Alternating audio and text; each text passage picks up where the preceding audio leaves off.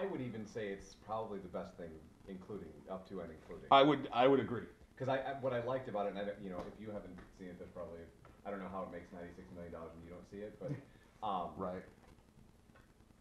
they started to tell real adult comic book stories. Yeah. Yeah, they did what DC's been doing with their animated films forever. Well, or Dark Knight and Dark Knight, like Yeah. they haven't really shied away from. We need to have a pretty princess, and like all of the things that you and I are concerned about with Spider-Man. Yeah. Having Oh. all of the. Do you know what else I'm concerned about? Seeing it in that crappy theater in Vegas with Mike Allen. Because that's going to happen for me with Spider-Man. Oh, because you're going to the. Because we have to, yeah. Now, here's the thing with Cap, and I don't know if you noticed this as well. Did you see they kind of tried to, like, take the shine off of Scarlett Johansson?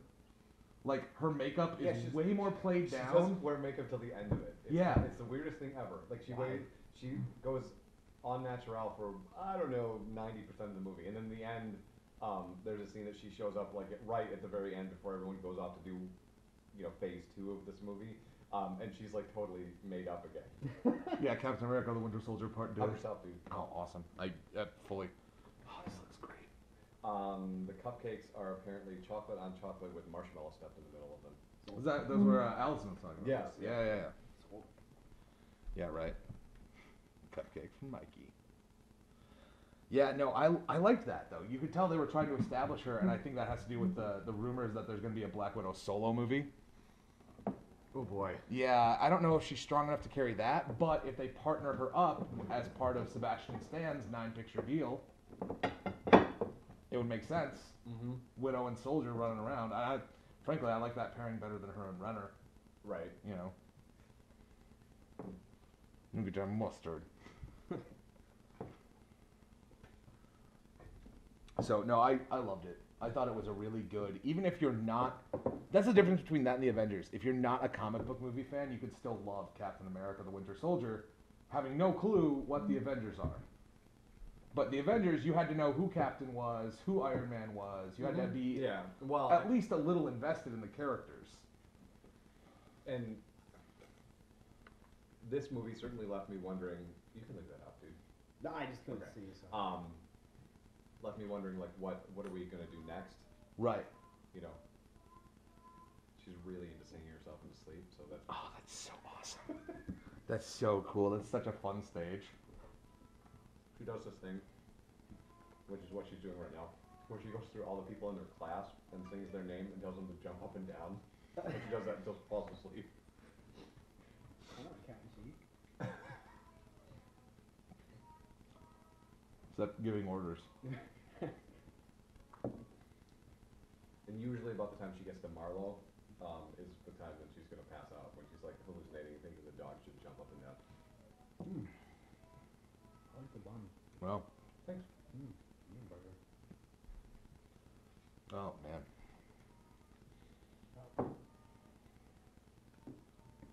That's adorable.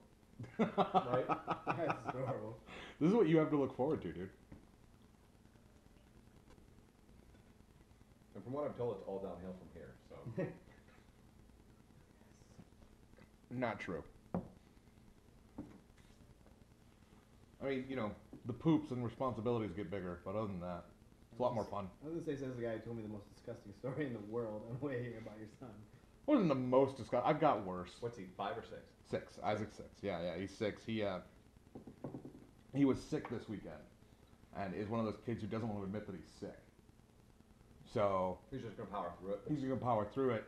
So it resulted in him, and I won't get gross because we're eating, making a very literal mess out of the entire bathroom on Saturday morning. Because the worst part was, after the initial mess was created, he tried to clean it up on his own, which mostly just involved spreading. The initial disaster area grew. So what was it like to see your actual DNA play itself out in a... Oh crap, I've made a mess. I'm going to try and fix it. Oh, I've made the mess even worse. Yeah, you know what? I didn't really think that through. It was fun. It was... Detailing my bathroom with Lysol wipes was really what I wanted to do at 7 a.m. on a Saturday. And of course you had wipes, because you don't have spray. Oh, the Lysol wipes are necessary. Yes, they are. They most certainly are. But the hardest thing in the world to clean up anything with. You got to disinfect it, man. I've got roommates. I got other people to think about besides just me and Isaac, which clearly I want to disinfect it for us, but with us, it's our germs, whatever. How many people are you living with? We've got me and Carly in the house, and then we've got 2 roommates. Ashley, who you know, which is a situation, but whatever. Don't care. She's not a bad roommate. She's rarely home. I don't have a problem with it. Fair enough. And then my roommate John, who's actually been with us for a while now, who's really great. Isaac calls him Uncle John. So he's a big Star Wars fan, and he's about as mature as me and Isaac, so it works. Right. So, dude, it's so cool. Like, that's the coolest thing, is like when your kid starts liking the same stuff you like. Like, Isaac and I played Lego Marvel Heroes on the Xbox while he was sick. So here's one that's you'll probably be really geeked out about. So as you can see over there's a placemat with Batman on it. Right. She knows the words to the 70s Batman show that we have never, like the words like no. If you go no, she will go Batman at the end of it every single time. We've never ever. It's never been shown in this house. She just knows? I don't know. That is outstanding. That's some psychic kid so stuff, for her man. birthday, she got a whole bunch of Batman stuff. Like there's a company that makes little people for like play sets and stuff, and they have a whole DC line. So she got the whole line of DC characters. Yeah, but I don't know where it came from. Like, it'd be really cool to tell a story that, you know, when she was 6 months old and went to bed, I used to read her The Dark Knight Rises, but I didn't do that. I used to be the voice. I'm not the dad you're looking for. I'm the dad you deserve. You say you're gonna go to bed? Well, say it to me. But like just out of nowhere, and that's the strangest thing for me, and why I look at guys like Drew and guys like Brett, with an air of admiration, because they're in this really interesting spot. Like, you know, when your kid's 6 months old, it's cool because you can kind of start taking them places, but they're not really sentient beings, so to speak. Like, they're not really, they're not really interacting with a whole bunch of stuff. They're going along for the ride. It's cool to share those moments with them, but you know, as they get 1 and 18 months and 24 months, then they're, you know, when they go to Propaganda Donuts, they're giving people high fives and eating donuts, you know. Right. But when, like Drew said, when they start to get into stuff, Yeah. it's really interesting. Like, really, because they get into stuff like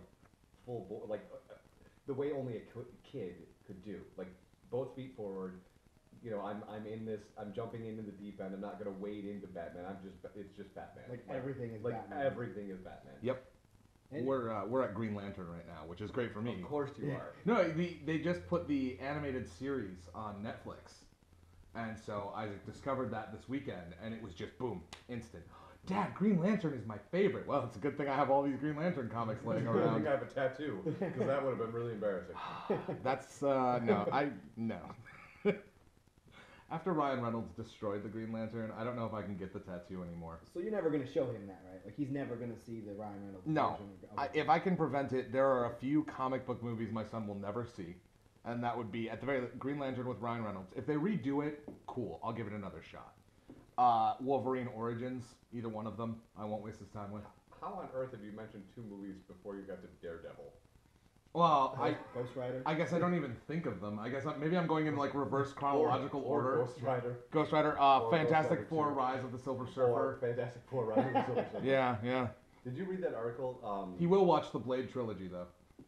As he should. Yeah. Really, because anytime Triple H can get submitted as a vampire. Thank you. I'm all Thank for you it. for recognizing that. Um, I watched the first one the other night, by the way, and I'd forgotten how brutal that movie is. You know what? I mean, For being 1998. well, but it showed, to me as a movie nerd, it showed glimmers of what Goyer was going to do, and Yeah. why, when you see his name, you should probably watch what he's doing, because it's Wesley Snipes. Like, it could, I mean, it should. Right, and it should Stephen be- Dorff. Well, yeah, and Stephen Dorff, you know, both of which should be at the tail end of jokes. Yeah. You know, should be in a Jean-Claude Van Damme movie. But Yep. here we are going, well, you know, that was a pretty decent trilogy about vampires that didn't have Edward Cullen in it, you know? When you're looking at a movie and the 2 best actors are Donald Logue and Chris Christopherson, something is wrong. Right. Who just mumbles his way through most of his role. Oh god, it's terrible. Take a gun and shoot yourself. There's an actual line in that movie, by the way, if you haven't seen Blade, Mike. I've seen the first one. Okay. I haven't seen all of them. You should. Just have a day. Watch the whole trilogy. So you were, what, a month away? Yeah. Oh, Like from almost Dad's a day? Home, yeah. No, like at the end of May is. Oh, okay, so you got, like, yeah. a little over a month. Yeah. Yeah. So what's that like? Scary.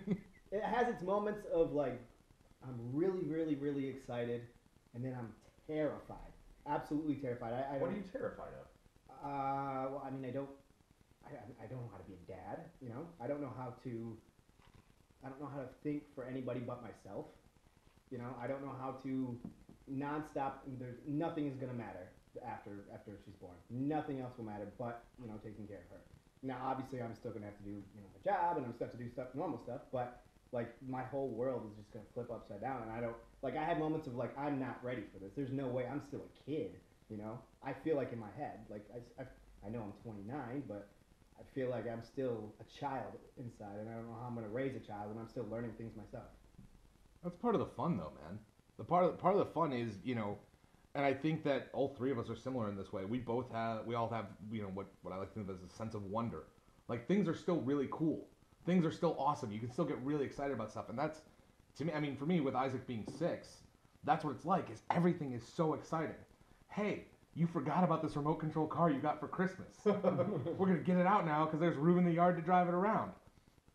So excited. It's the greatest day ever. Oh, we have to go to the store and get batteries. It's the worst day ever. This is terrible. I mean, it's extremes. Mm-hmm. But being a dad, man, it's just, I had the same fears you did, dude. I had the same freak out moments, and you kind of look at it and think, maybe I'm going to be okay. Right. And look at, if me and Brett can pull this off, you're fine. You're going to be fine. And I feel like it's different though, because you got boys. I don't know why that seems different to me, but it seems like I don't know how to raise a girl. Well, and Angie just walked in, so she can certainly speak to this. But like, the fascinating thing about boys versus girls is that once she gets to that sentient point, where she's like doing stuff, she's gonna be all up in your, like Angie always says that she's daddy's little girls, and it's interesting because usually on the guy's side that the boy aligns with the mom, in those younger ages. So you better figure out how to parent because you're going to be spending a lot of time with that. And I feel like I'm taking way too many of them, but I'm taking class on class. What classes are you taking? Yeah, dude. We did the birthing class. We did the. Wait, you did more than one. You did the birthing and then you did another one. Yes, yeah. Then we did. Because we almost walked out of the birthing one. We were like, okay, I got it. We're gonna have a baby. It's gonna happen. Thank you. They're all 2 hours. So like I'm done after. Have you an done hour. the CPR one yet? Nope, not yet. But I just did the breastfeeding one, which changed my life completely because I walked in thinking like, Oh, you? this is gonna be like. Well, you changed your life because you have to figure out how to breastfeed? No. Okay. Because I walked in. I like where this is going. Still with my stupid. I'm listening. You have my full attention. With my stupid there's gonna be boobs and there's gonna be boobs out there. And I walk in and there's a bunch of dudes and I'm like, there's gonna be so many jokes and everybody's gonna be laughing and stuff. And after 3 minutes of her presentation, I'm dead silent. I'm taking notes. Like I'm like, okay. Do we want to do the football way, or do we want to do V and a C, V and a C? I don't know how much we is involved with breastfeeding, man. Well, I'm there for support. Did that class cover the part where if it doesn't work or when the supply slows down, what that conversation is going to be like? Because it should certainly cover that part. There's support groups and there's right, exactly. Wait, for real? Yes. Oh man. Well, because it's a huge deal. Yeah. When you get to that point where you have to have that conversation, like as you're going through this portion, you're reading all the books, going to all the classes, and all they do is terrify you, yes. right? Oh, if you don't breastfeed your kid, he will grow tentacles and become a super villain. That's what. And then if you don't breastfeed your kid for 19 months, well, there's no way he will be a Mensa member. Like you read all of those things, and then you have to start wading through all that stuff. I think that's why when people get to the second kid, that second kid is just like, barely has a car seat, is taking care of itself at 1, because you're like, look, all the things you tell me are not, like, when you get to the CPR class, and Angie and I, to this day, occasionally joke about the class, because it is literally CPR in the most ridiculous scenarios. It'll be like, okay, so aliens are coming, and you're in a building, and you're trapped in the bottom, and it collapses, and your kid needs CPR. Here's what you do. Okay, there's literally one in the video, and she'll jump in here and yell at me if I'm not telling the truth, but there's one in the video where there's like a kid in the woods that gets swarmed by bees. What? Like my girl? Like my girl. Yeah, it's Macaulay Culkin, and he gets swarmed by bees, and you have to do the EpiPen, and that's a class. That's a video. That seems like a realistic scenario to me. I don't know why we're making fun of that. Have you ever seen more than one bee? I've never in my life seen more than one bee. Like, No. Even if I was swarmed, Unless I was intentionally provoking them. right. Yeah. Even if I was swarmed, I would just step to the side. It seems like they just swarm one spot and stay Okay, there. first, I think you're underestimating bees the now. bees have no Now you're lateral just movement. They don't underestimating have any bees. lateral movement at Can't all. turn left. They're not ambi-turners. I feel like if you just, took a few steps to the, shuffle to the left, you'd be okay. I've never been attacked. You're by gonna it. Cupid shuffle your way out of a bee attack. Has anyone ever tried it? When you get to the CPR class, though, I hope that you ask that question. If I slide to the left or If I slide to the just- right. If I just, cha-cha slide my way out of the way through the bees. What about Charlie Brown? What's my... I bring a laptop. Hold on, let me demonstrate. To the What left. if I ask the bees if I can see their hands? Let me see your hands. Oh my god. I got another one. It's Dad's on Deck. And Wait, what? Wait, you didn't What's this say called? Did you say dad's on deck or dad's on dad? Because Dad. that seems like a different That class. seems like something I would not go to. I think Deck. Okay. Okay. No, it is Dad's on I Deck. just signed up for hot dads on dads. I did everything with dads on Allie, is this the right class? It charged my card and everything. Seems legit. on a monthly basis. It's in the back of the hospital though. I don't get why. What is dad's on deck? It's supposed to teach me how to be a dad, but I've decided at this point. I've already paid for it, but I guess you can get your money back. That I'm probably not gonna do that. Was there like have you gone to a class yet, or is it just one class? It's just one. Okay. But the guy that answered the phone, was like, "Hey, you're gonna do Dad's on Deck, right? Okay. Well, there's no ladies allowed because we know what they're doing." And I just sat there silent. No, what are they doing? Yeah, would you please explain it to me? And so he just keeps making these like misogynistic girl jokes, like how they can't come, and it's That seems like a great starting point for dads on deck. right. And I'm like, he's like, you just got to do that. And I'm Dads on deck. Or subtitle, get in the kitchen and make me a sandwich. right. Because you know what they're doing? Your laundry. You know what they shouldn't be doing? Talking. Working at jobs. Those are for men. Better not be. You voting. almost should go to this class because I'm hoping it's like that. I just keep waiting for Angie to smack us in the back of the head. Like I have this fear over my shoulder.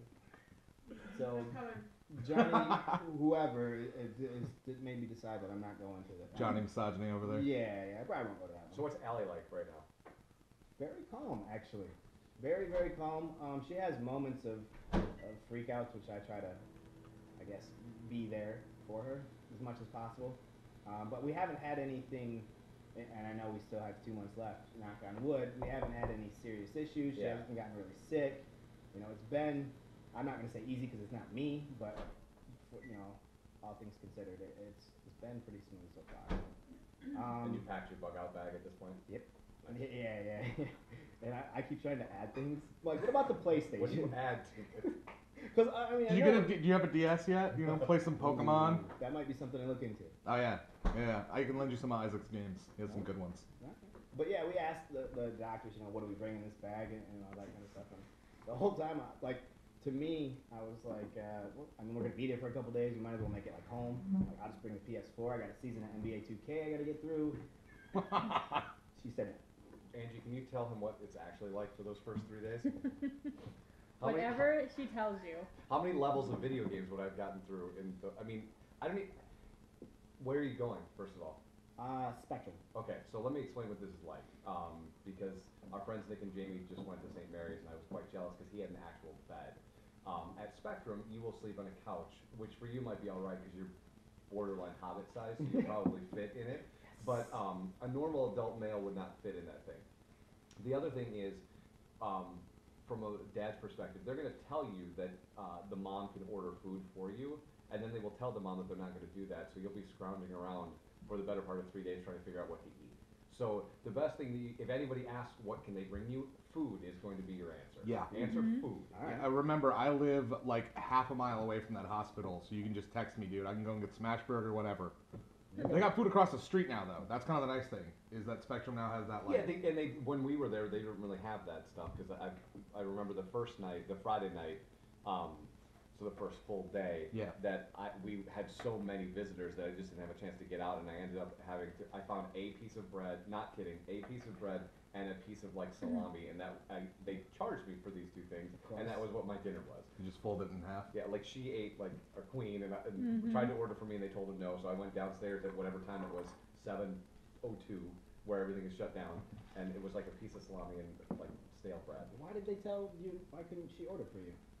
Because what you'll find out is that you're totally irrelevant to the scenario. You absolutely are irrelevant. You are. Totally irrelevant. All right, Yeah. all right. I love you, dude, but like, it's especially, you know, with you guys, and this is I guess the part where I can help you out a little bit is, you know, if you're not married, they're gonna shut you out a lot. The doctors, the nurses are going to shut you out. Be patient. They're just doing their jobs. They check that? Yeah. That's Yeah. Oh yeah. Oh, that's uncomfortable. Yeah. Well, but I mean, it's you know, it's not like they check it. It's not like they're going, so you guys married, single, divorced? no. But once they figure out that the names don't match up, they certainly have a biases. And look, Fair or unfair, it's just the way it fair is. or unfair, but there's certainly a bias in that regard, and I think a lot of people look at those situations and just expect them to fail.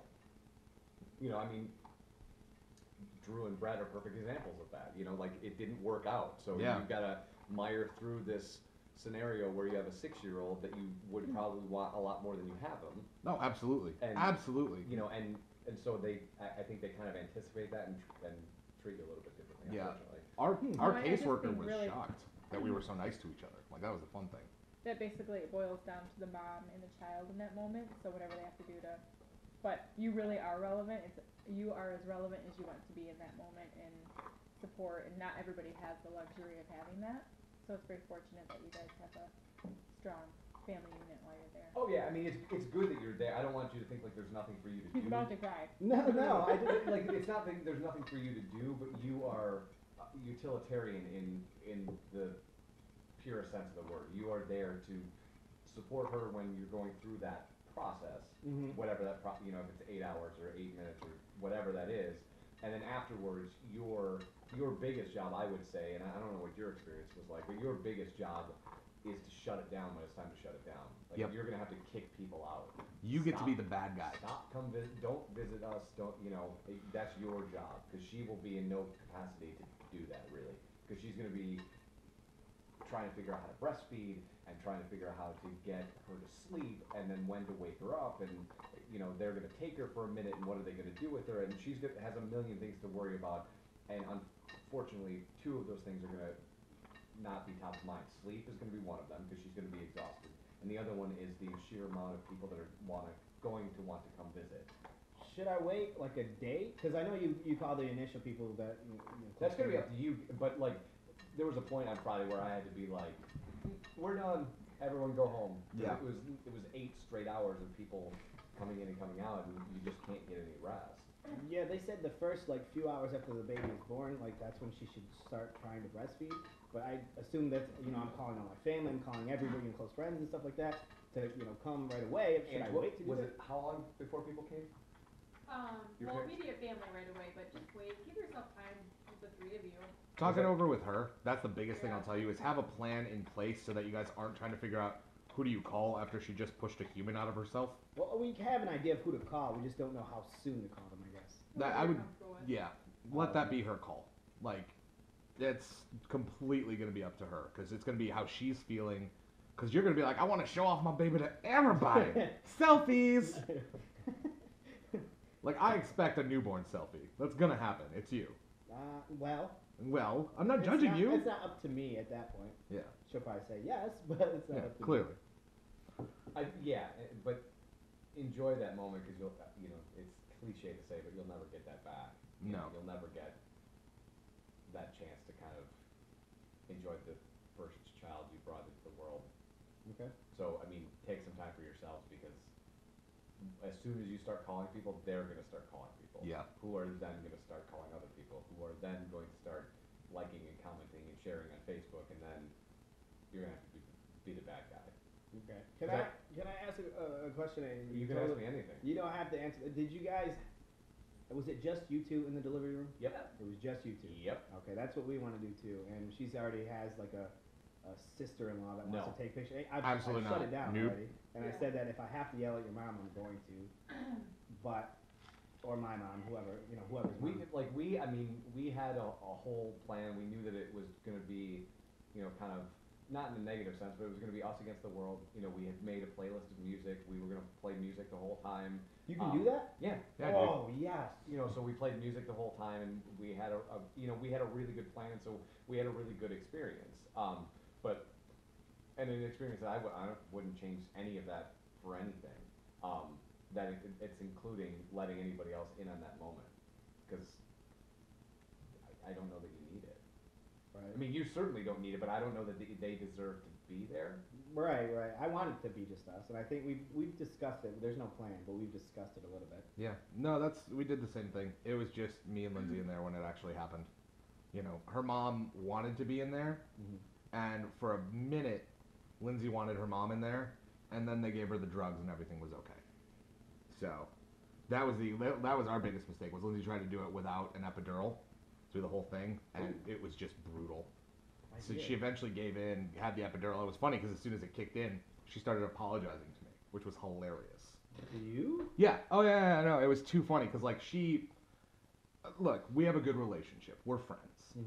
But when she was in labor, she hated me. Oh, did she hate me? And it was every stereotype, every cliche that you remember seeing on like sitcoms growing up about, I'll kill you, you did this. Epidural hits. She's talking to the nurse. Where's Drew? I want to tell him how sorry I am. And I was like, Lindsay, I'm right next to you. And she goes, do you know how horrible I have been to him? Do you know what I've put him through? And I just started laughing, and I was like, this is not the time for this. You got something you're working on here. I'm gonna go. So yeah, no, and definitely food, man. Bring food, pack food. Try and slip like granola bars into your bug out bag. Okay. So that you have something. I was telling her I thought because they were talking about the birthing plan as well when we did one of those classes, and I was like, is this like a rider, like where we can request like green M&Ms if we want? It is not like a rider. No. Yeah, she said the same thing. No, it's not like a rider at all. I only want Jay-Z in the background. I want the actually wall decals of Jay-Z, if you can get that. Glow in the dark Jay-Z. I want fatheads. I want fatheads. I want to be sponsored by fatheads. Can I redecorate the birthing room? We've got time. No rush. We have 8 hours. How long does it usually take? There's no set time. Don't ask me. Yeah. Yeah, don't ask me. We've only done this twice between the two of us, and I think Isaac was all of 6 or 7 hours. But you knew when it was happening? Yeah. I got a call. I had actually just gotten done when I was working at Best Buy, which was just wonderful. Oh, I forgot you worked there. Yeah, that was a good time. No, it was awful. I'm really glad I'm not doing that. But, I respect to the people who still are. It's horrible. But yeah, no, I got a phone call. She had actually gone in for a doctor's appointment to be checked because she was late. And when the doctor went to check her, her water broke. Oh, wow. And it was on like Donkey Kong from there. So she called me and she goes, Drew, don't freak out. And I was like, oh God, the baby's coming. And she goes, yes. She goes, have one of your brothers drive you to the hospital. And I was like, why? And she goes, Drew. And I was like, yeah, no, my brothers are here. One of them will drive me. So yeah, and it was cool. For us, it was immediate family and Isaac's godparents the night he was born. Okay. But other than that, it was everyone else got to wait. So, and I was not, given our relationship at the time, I was not invited to stay the night, but I was there every day. So. Can you stay? Like, You can Oh, stay. yeah. Absolutely. That's why I was saying, like, Allie will expect you to stay. That couch is brutal. Yeah. Be advised. Okay. Maybe bring a pillow. Or your own bed. Can I bring an air mattress? Some of those rooms are big, especially at Spectrum. I don't know. I've got an air mattress if you need one. I think I have one. Nice. Thank you. Man, that's a lot. Right? It's just that process. Well, yeah, man. It's, it's the stuff people don't tell you. It's the stuff the classes don't tell you that you can't learn until you actually do it. Like, you'll probably find something different from what we found. And I think that's the scariest part, is like I like to at least plan somewhat, and I like to know what to expect. You have to plan bringing a human in. I realize that's Okay. ridiculous. I realize how ridiculous that is, but it's, up until this point, I've been able to at least sort of plan out, what I want to do, how I want to do it, when I want to do it, and it didn't affect anybody but me. And now at this point, it's no longer about me. No. And it will never ever. Which I would say 95%. I'm very excited about that. But there's this little part of me that I don't know. I didn't expect it to happen so soon, and I'm very excited that it is happening. But I didn't expect it this fast, and now, it's happening. There's no, it's happening. I guess. I don't know what else.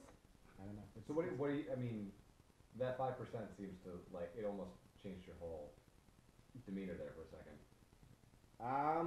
Well, it's because it's all the fears and all the just not like I don't know when I planned on having a kid. I guess I never really planned it. I don't know that a lot of people do, but I didn't plan it at least for a while. I wanted to have a lot of other things established before I went and did this, and I did. It's I'm very happy that it happened, and very excited, but It kind of forced your hand, is what you're thinking? yeah, Yeah. a little bit. Yeah. And now I have to. I'm not saying that I'm not grown up, but it's time now. There's no more messing around. There's no more. This is it. I have to just. Well, you have like get 6 more weeks, and then you. right. Yeah. Right. And it's scary. It's very scary. I'm very and then yesterday I took the day off to kind of set up the nursery, and we got a bunch of stuff for the baby shower, and we're setting it up. And as we're setting it up, we're gradually taking my DJ stuff, and this piece is going in the closet, and this piece is going in the closet. Next thing I know, everything's just in the closet, and I'm not really freaking out about it. I'm kind of not even really thinking about it. But she starts to ask me if are you okay with this? Is this okay? And I'm like, what do you mean? She's like, well, we're just kind of replacing all your DJ stuff with baby stuff.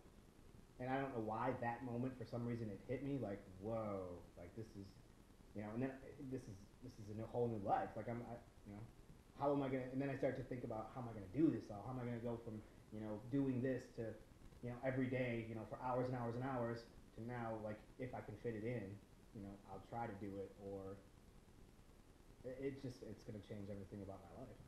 Yeah, I mean, I think you'll figure out what really matters, and if DJing is one of those things that matters, you'll figure it out.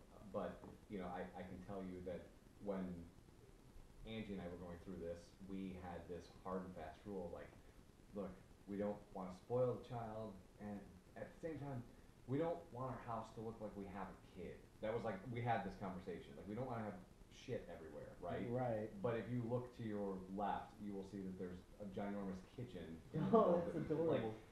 And there's a seat over there, and like, eventually, you can have all these grandiose plans that you don't want, you want to continue this facade, in my opinion, that you're going to continue this life that you had, and you continue your life, but it's a totally different chapter, where you're like, oh, there's a kitchen in my living room. Why wouldn't there be a kitchen in my living room? Yeah. It is the cutest little kitchen. No, it's true. You have these ideas of what it's going to be like and what you're going to do, but like, man, there's a Lego table in the middle of my living room, and apparently the coffee table is Egypt now, because that makes sense. Oh. That was Isaac's idea. Apparently Egypt is the only other country he knows, because everywhere is Egypt. Fair enough. Yeah. But that's what it is. I mean, I live with my girlfriend, but we have separate rooms because my son comes for the weekends, and he likes being in the same room as dad, and he likes being close to me. But at the same time, the house Isaac lives in, he has a big sister, and now he has a baby brother. So when he comes to us, he'll still look at me and Carly and say, "Can I have some alone time, you guys?"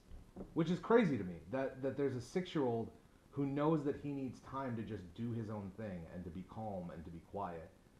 And it's fun to watch, and I guess clearly I'm further ahead than you, Mike, in this whole dad game, and I'm a little bit ahead of Eric here. Sure. But it's really cool to watch from, and I like the way you said that it's a non-sentient being. Well, I mean, to turn into a person that's not only interacting with you, but that has a really strong way that they feel about you, and it's not. I guess that's the best part of the new part of your life is, yes, there is a kitchen in your living room, and you have no idea why, and it's purple, and it doesn't match anything else you've got going on, but it doesn't matter, because it makes this tiny person who loves you more than anything in the world so happy to run into the living room and have this kitchen. For Isaac, he gets up in the morning and we go downstairs and I make breakfast and he plays Legos at his Lego table. And that's our morning routine. That's what we do. And you get these little bits and pieces of just overwhelming happiness that make being woken up at 7 a.m. to clean up a disgusting bathroom completely worth it. I'm fascinated by you and Brett. Thank you. Well, no, I mean that in like in the most honest sense, like, because the situation you're in is fascinating because you have a 6-year-old, right? Yeah. And your 6-year-old is with you essentially what, on the weekends? On the weekends and any extra spare time that I can get his mom to give him. But like essentially the weekend. Yeah, essentially every other weekend I get to see my son. You know, so you've got sometimes 10 or 12 days between seeing him. Yeah. You know, and so you've got this interesting paradox where you have to still be a parent, but at the same time you almost, and I know you guys have a great relationship. I follow you guys, your adventures on Facebook and Instagram and all of that stuff, and we have fun. You guys have a very fun life. But Yeah. at the same time, it's fascinating to me to watch when you've still got to be a parent, but you want to do all these fun things because you only have this tiny amount of time. And I look at you and I admire your energy when you have him, but I go, dude, that part of it I don't envy at all. It's weird. The parts, like it was funny. We got to keep him for an extra day because he's on spring break, but I still had to work, so I split my day in half. So I went into work early and then came home and had lunch with him and got him ready to go to the zoo with Carly and some of his friends. But the minute I left him to go back to work on Monday, it starts. It's just this pit, and it doesn't. I kept telling myself it's going to get easier when he gets older because we'll be able to talk more and we'll be able to do more things. But I also, and like Brett, you have to remember he has this separate life that you're not a part of. You're a part of it because I'm his dad and I'm always going to be his dad. But he has friends that I don't know. He does things in school that I'm not a part of. And I take at least 2 days off every year to go to his T-ball games. Right. Because they start before my show would be done. And to be able to do that stuff is big to me. And you're right. And to me, I'm a child of divorce. I'm not. It's not one of those weird things where I'm like, it changed who I was, but it changed who I ended up being. How so? My dad. I love my dad. We have a good relationship now. We didn't always. Going to my dad's for the weekend was camping out on a futon in the upstairs of his apartment and playing like Nintendo 64 until it was time to go back to my mom's. We didn't have a relationship. He didn't. I don't want to say he mailed it in, but it was just like, hey, okay, you're here, you're at my house, you're my problem. Here's food. There's food over there. I'll talk to you guys on Sunday when I have to drive you home. That was it. He would still work. He would still do. And so to me, it was, I'm not going to be that guy. I want every weekend that Isaac comes, even if we're not doing something super cool. Like this weekend he was sick. I wanted to go to the museum and see the Lego exhibit. Right.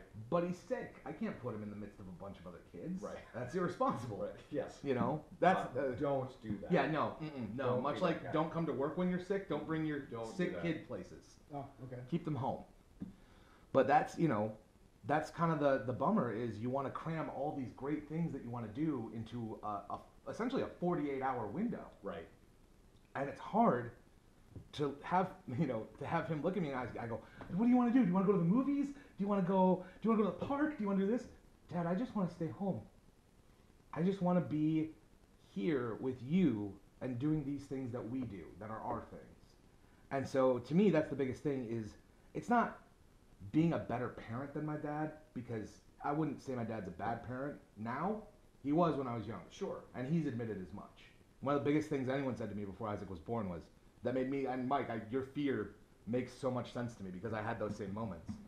But I went out to dinner with my dad, whose initial reaction to finding out he was having a grandchild was, well, us McCarthys have strong swimmers. I kid you not. All right then. In the middle of an IHOP. Right. Yeah. Well, where else would you say that? How else? How else do you break the news when you're 22? Not smart, Drew.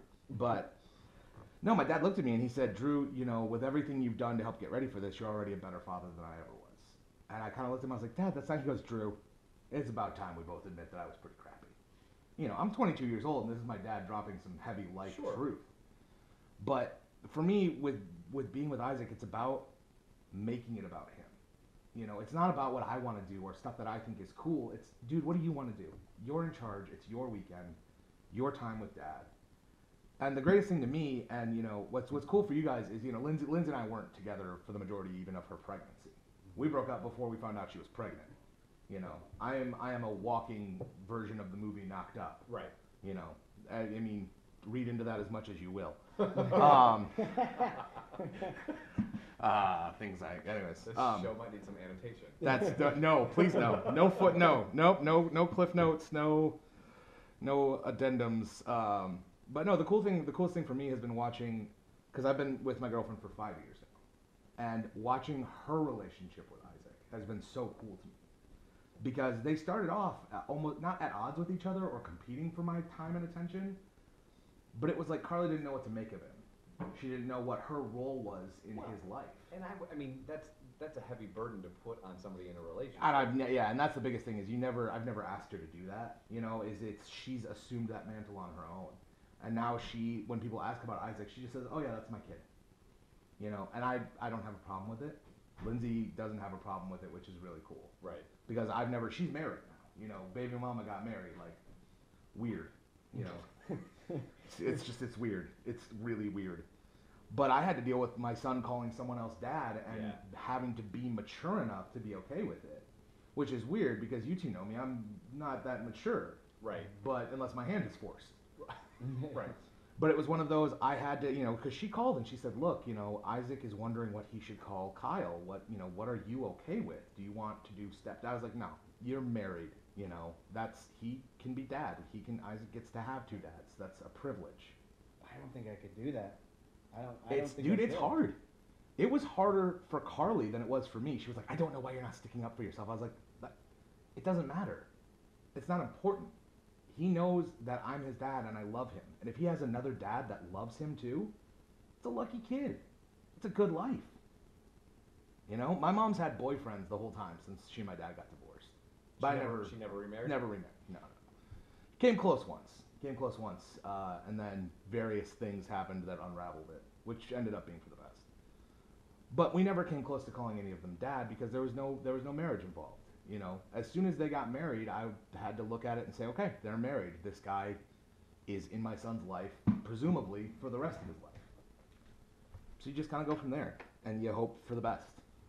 And I think that's where my fear comes from. Now that you just say that, is I also grew up, in a divorced family, but I had a terrible real dad, just awful. Yeah. And me and my stepdad were trying to fight for the alpha male of the house, from the time I can remember, and that's what I think I just had terrible role models as fathers, and so I don't know how to be a good dad. So are you worried, like, and that's why I wanted to ask Drew that question, because two things. Number one, last week I bumped into our friend Brett at work, and he said this like stunning sentence to me where he's like, so I had Gavin this weekend and I went to let him do something and he told me that his mom doesn't let him do that, and I had this epiphany that like, oh, there are rules.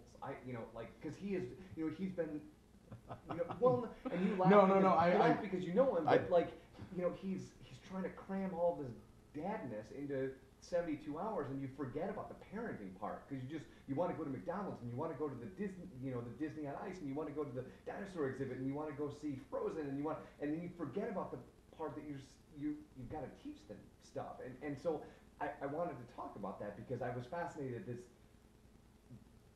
giant shining light shines on him and goes, shit, I gotta, at this point I gotta be a parent. I got a 5-year-old, and right. So now you gotta start, how do I teach him to be a better man, and how do I break that cycle? And so is that what you're worried about, that you're gonna go your separate ways, or you just won't know how to be a dad because you haven't had that in your life? Probably a little of both, I would say. I don't know, because I know once I hit a certain age, like, that me and my dad just butt heads. Like, that was it. We just butt heads, which is a little bit. Your real dad? Both. Gotcha. When I was a kid, I did All that. dads. Yeah. All the dads, When I all was- the headbutts. When I was a kid, I went to my dad's every other weekend, but there were times where he just wouldn't show up. Like we would sit and wait, like a. You'd go to his house and he wouldn't be there? No, we meet at McDonald's. Okay. Yeah, and he just wouldn't show up, and then say he just forgot. And then I mean I could go on the list of things. Like he had another child named him the same thing as me, another son. I'm not making that up at all. Seriously? I'm dead serious. Yeah. Dude, How have I known Have- you for the better part of yeah, 10 how did years we and not I know didn't this? that story. yeah. He had another kid named him the same name? Yeah. The exact same name. No, it's actually like my middle name is different than his middle name, but their names are the same. Like my name's Robert Michael, and then his is Robert Juan. It's my dad's, and now that's his son's name is Robert Juan. Gotcha. So yeah. Wow. Yeah. So there's a darkest timeline you running around. Yes. Yep. Yeah. And the How new. does that not Or are mess you your the head up? darkest It does. timeline? It does. It absolutely does. I called him when I found out I was probably still in high school, and that's probably around the time I started drinking. Like I was drinking in Canada House, like I don't even messed know what up. that is. It's nasty. Be glad you don't. Yeah, it's just. I know what that terrible. is though. Terrible, and I called him all upset, and I mean, there's a million things. When he found out that I was having a kid, he said he asked me if it was a boy first, and I said I don't know. And then when he found out it was a boy or a girl, You're having a girl. by the way. yeah, a girl. Just so you know. He's like, oh, I guess you're gonna have to try again. I'm like, what do you mean? That still exists? Yeah. That's a real person. Yeah. Like that's No. I mean, like this old timey, like you know, Jon Snow. You must keep the lineage going. That's of the Stark, exactly like you have to keep the Stark clan going. A Lannister always pays his debts. Like that's the House Aguilar shall live on. House Aguilar must raise our banners and go to war with. And now I'm thinking of what your sigil would be. So yeah, I was just. It would be an octopus with a DJ table. Clearly, like a combination of the Red Wings octopus. And no, okay, yeah, no, go, I'm sorry. No, I'm fascinated. I'd much rather hear about your terrifically horrible childhood. So that dad was Bizarro outstanding. you. Yeah. So then I never had. Wait, one more aside. Have you met this doppelganger? Yes. Yeah. Does he look like you? No. Okay, thank No. God. Okay, Yeah, all right, go ahead. no. So we never, eventually I stopped going over there because he moved into the hood of Grand Rapids, like the hood. And there was a time I saw something terrible happen when I was over there, and I decided I was never going back. And so I stopped going there, and then I was, trying to get a relationship with my stepdad, who already had, other kids, and then the kids that he had with my mom. And so I was just kind of like the outsider guy who was just there, and we didn't get along at all. Like it was button heads, and he drank a lot back then, a lot, and so there were rules that I never knew existed, and then I would get in trouble for them, and grounded to the extreme, like the most extreme you could ever get for something like you didn't clean the garage before you left the house. I'm not making that up at all. That was one of them. One time I did sneak out of the house, so that was obviously, but he nailed my window shut. So if there was a fire and I had to climb out, I was trapped. But you were safe from zombies. That is true. I had CDs one time, and I used to play my music really loud, and he took all of them and individually sliced each CD so that I couldn't play it. Just messed up stuff. So yeah, that's why that's why I'm a little. No, I mean, I would, yeah, that would terrify me if I were you right now. Because I try to figure out because I know a lot of the stuff they did was messed. Eventually you realize, and that's why I moved out at a young age. It's a lot of things, but that's why I have to decide now. Because there'll be little things that'll mannerisms or things that I'll do that are like my stepdad's. Like sometimes I'll snap for when something's not that serious, and it's like his anger. Like it's exactly something, and I have to calm myself down. And I'm afraid that I'm gonna. I'm gonna snap like that, or I'm gonna do something like that. And I don't want to be that, but on the other end, I don't want to, not have those rules. And I don't want to just be the pushover who just lets her do whatever she wants, and then she's a spoiled brat. And then I don't want any of that either. So I have to try to figure that out. Okay, can I tell you something to try and help you feel better about this? Absolutely. Okay, you don't have to make those decisions right now, dude. You don't. You really legitimately. You don't. You have all the time to figure out how to be a parent while you're being a parent. It's one of those things, much like the three of us, being a radio DJ, you learn on the job. On the job training is the best you can get. You can go to every class in the world, and it's not going to prepare you You know, for when your kid decides to flush a diamond ring down the toilet. You know, not that one's happened to me yet. That seems like something Isaac would do. Right, but I can do a spot where I can, play the song at the wrong time and, whatever. You can only mess up so many times with a kid. Like, I know I'm going to mess up, but there's extremes to that. Yeah. You also have about like a 4-year period where they're not going to remember anything. But you right, well, there's that. Yeah. But you also have a great relationship right now, and that to me is the bigger issue. It's not so much worrying about, did I give them too much cereal? Are they having too many sugars? Did we go to McDonald's one too many times? All of these things that I think the parenting police would probably yell at you about, right? Don't ever take your kids to McDonald's and don't give them fast food, right? The parenting police would have me locked up years ago. That's because the parenting police never had to parent. AKA my sister and brother-in-law. But it's Drew's 1,000%. It's a living document. You just adjust on the fly, and you figure out that, like, Evelyn from 0 to 1 was a dream baby. Slept when she needed to sleep, was happy all of the time. And we get to 1, and she starts to develop her vocabulary, and still, till about 18 months, was just an absolute dream. And then she discovered emotions and became Satan. And like, overnight, it's like, I want cereal and I want milk. Well, the milk isn't the right temperature, so clearly I'm going to throw that at you now. That's obviously the rational response to You have displeased me. Right, yes. She becomes a tyrant in your house, and we have developed this, probably not endorsed by any parental organizations, but we've developed this philosophy that we do not negotiate with terrorists. Like, we just don't. Like, that's phenomenal. We have rules in the house that we are going to suffer through because we feel that they're important. And things like, you don't get to juggle knives, and you don't get to stick your hand in the oven, and you don't get to pull the dog's tail, and you don't get to run into the street. These are unbreakable rules, right? Right. And then, I don't know, you just build out from there and you figure it out. But, once they get, I don't even know I don't know what this street, he's at 6. He's 4 years ahead of where I am. I don't know what that street looks like.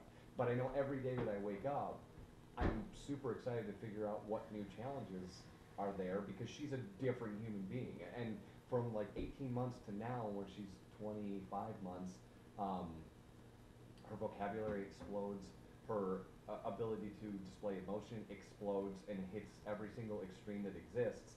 And I don't know that you can't right now write down what you guys think you're going to do, because it won't be valid when you get to the point that you get to do it. I mean, you can write it down, but you'll just laugh at it later. You can have all the ideas and pretty thoughts, but I mean, yeah, for me, it's Isaac and I have a phrase that we like to use, because Isaac loves to question me on everything, which is very much so my part of his personality coming through, is just question everything. Just that, well, why do I have to do that? Why is that? So Carl and I developed a phrase that we like to use with him. Yeah, right. Thanks, old boss. That's why I sent you to the sports station, so I can stop hearing about why do I have to do it. Right. But I look at Isaac and I go, Isaac, do you know why you have to do this? And he's gotten it now. He's memorized the phrase. It's because I'm the kid and you're the adult. That's right. That's why I'm in charge. And so his response is, but when I'm the adult, dude, when you're the adult, you can be in charge of whoever you can be in charge of, but not me.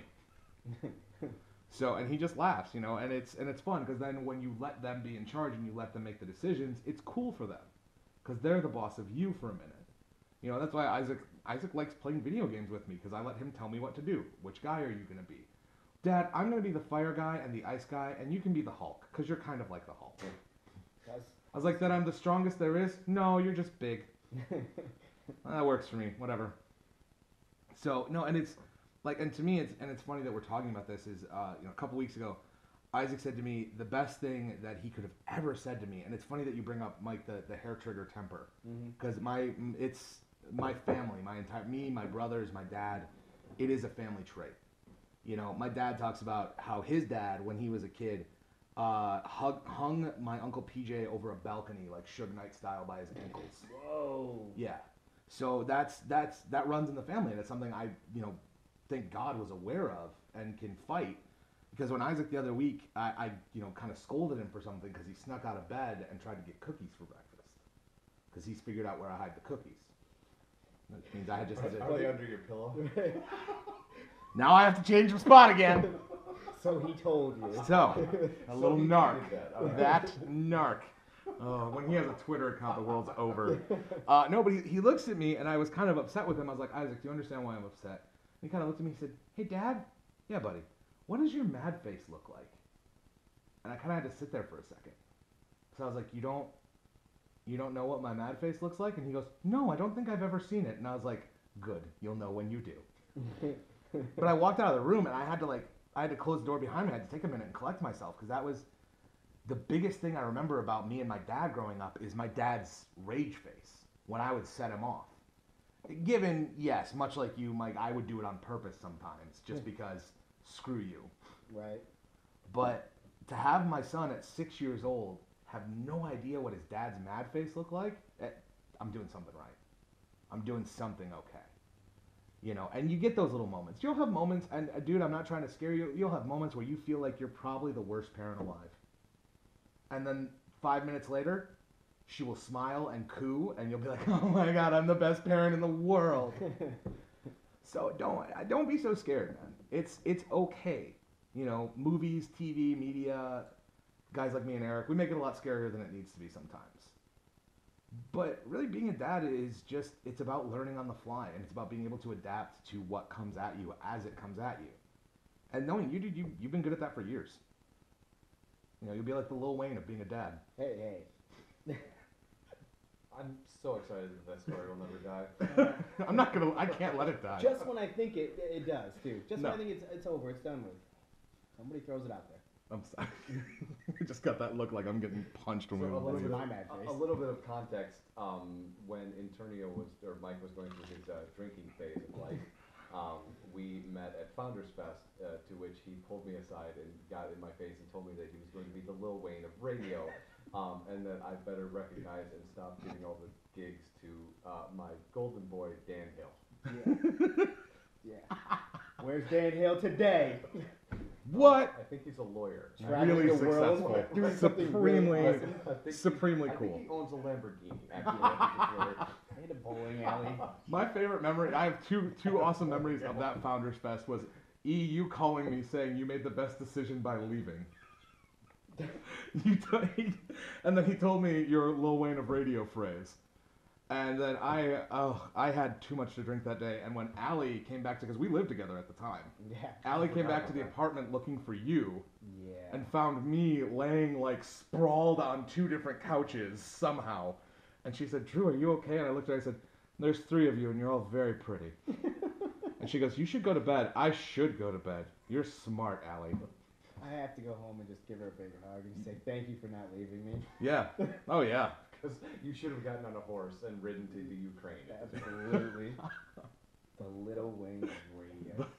Jeez, I don't even know what that means. Not I anymore. don't think you knew what it meant back then, actually. No. When you said it to me, I don't think you knew what it meant. That was the KBS talking.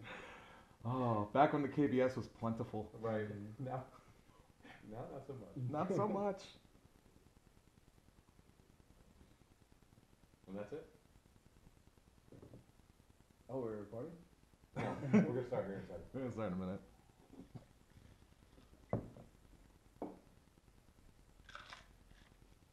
Does the camera go? How does that work? Yeah, let's go. How does that work? It looks I like got mostly my beard. cool. No. Side beard. Sad beard.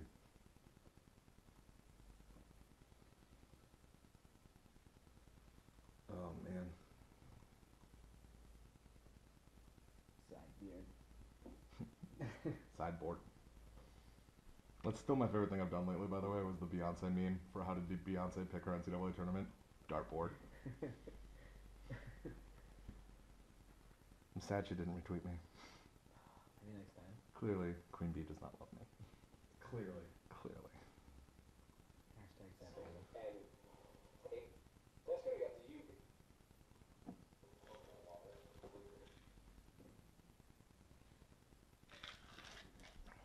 I'm sorry, Lil Wayne of Radio is just one of my favorite lines that anyone has ever dropped. I don't remember 90% of that night. No, I don't. You know, Huggett still thought that we took like a pull cart all the way up the hill to the house until like shortly before she left. She thought that was what happened that day. I thought that was the night her and I went to the hookah lounge at some point. Maybe she went back out. That's possible because she got picked up from our house. It was the night of. It was. You had sex with her too? I didn't have sex with her. Wait, there's a butt there. No, there was no butt. There was No. certainly a butt there. Mm-mm. No. So, anyways. Wait, no, you're gonna have to go back. Yeah, wait a minute, man. I'm with nothing. him. There's nothing. I'm gonna dwell on this. I never had sex with her. Okay. That was the night of the City Lights thing that I'm thinking of. Oh yeah. And we went. I think it was her and Tina. And You know, I've gone to City Lights all of once, and it was last year, and it was because Mike Allen paid me to work security. That was the only reason I went. did you wear a giant green suit? I did not. I wanted to though. Maybe next year. Yeah, I had to wear a uniform shirt that I had to give back at the end of the day. They made you give it. They let Yeah. you keep it. That was a temp. Oh. That was a temp. And like the girl that they stationed me with was just too funny because like they had just finished working like a metal festival the weekend earlier, so she was like all on guard like anytime anyone approached her. I was like, sweetie, this is less spikes and punches and more drugs and hugs. Like she was waiting for. No, she was waiting for somebody to start something.